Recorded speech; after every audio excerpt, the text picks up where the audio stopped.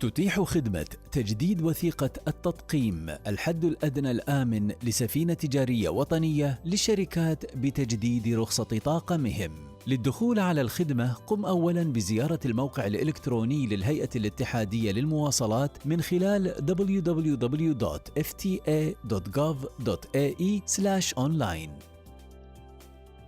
قم بتسجيل اسمك وكلمة السر الخاصة بك، ومن القائمة اليمنى اختر رابط السفن التجارية، ثم اختر إصدار وثيقة التطقيم الحد الأدنى الآمن، ومنها اختر إصدار وثيقة التطقيم تجديد. ابحث باسم السفينة ورقمها الرسمي، اضغط على جديد، ضع علامة في المربع لقبول جميع الشروط والأحكام، ثم اضغط على استمرار.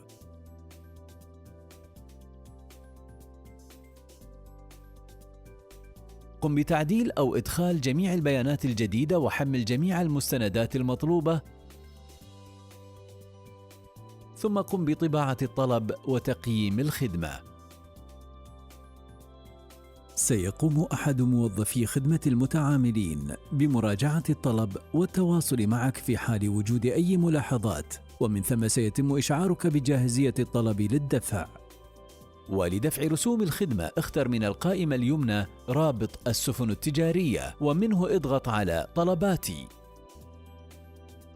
وللبحث اكتب رقم الطلب الخاص بك. كما يمكنك اختيار المعاملة الجاهزة للدفع مباشرة من الجدول أدناه، أو البحث باستخدام رقم الطلب. اضغط على زر جيت دفع، اضغط على زر الدرهم الإلكتروني، ثم اختر نوع الدفع الدرهم الإلكتروني أو بطاقة الائتمان. بعد دفع الرسوم وإنهاء عملية الدفع ستكون شهادتك جاهزة للطباعة الإلكترونية، أو يمكنك الحصول عليها في أي مركز خدمة عملاء الهيئة الاتحادية للمواصلات. كما يمكنك الحصول على الشهادة أو البطاقة عن طريق خدمة التوصيل بالبريد. يمكنك أيضاً الدخول على خدمة تجديد وثيقة التطقيم الحد الأدنى الآمن لسفينة تجارية وطنية من خلال التطبيق المحمول. أولاً قم بتحميل التطبيق المحمول الخاص بالهيئة الاتحادية للمواصلات من المخزن، وذلك بالبحث بكلمة UAE FTA، ثم افتح التطبيق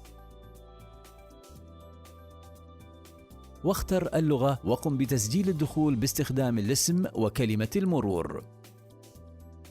في قائمة التطبيق الرئيسية اضغط على النقل البحري، ثم اختر خدمات السفن التجارية، ومنها اختر إصدار وثيقة التطقيم الحد الأدنى الآمن تجديد. ولطلب ترخيص اضغط على ابدأ الآن، ضع علامة في المربع لقبول جميع الشروط والأحكام، ثم اضغط على ابدأ الآن. اضغط على الترخيص الذي ترغب بتجديده وحدد مركز التسجيل من اختيارك، ثم اضغط على استمرار. في نموذج الخدمة ادخل جميع المعلومات المطلوبة وقم بتحميل جميع المستندات المطلوبة، واضغط على استمرار لإرسال طلبك. تأكد ما إذا كانت جميع المعلومات التي تم إدخالها صحيحة عند قبول الطلب. قم بتقييم الخدمة ثم قم بطباعة الطلب الخاص بك.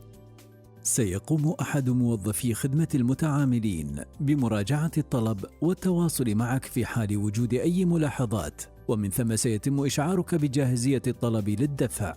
سوف تتلقى إخطاراً عندما يكون طلبك جاهزاً للدفع. انتقل إلى بوابة الدفع بالدرهم الإلكتروني لاستكمال سداد الرسوم.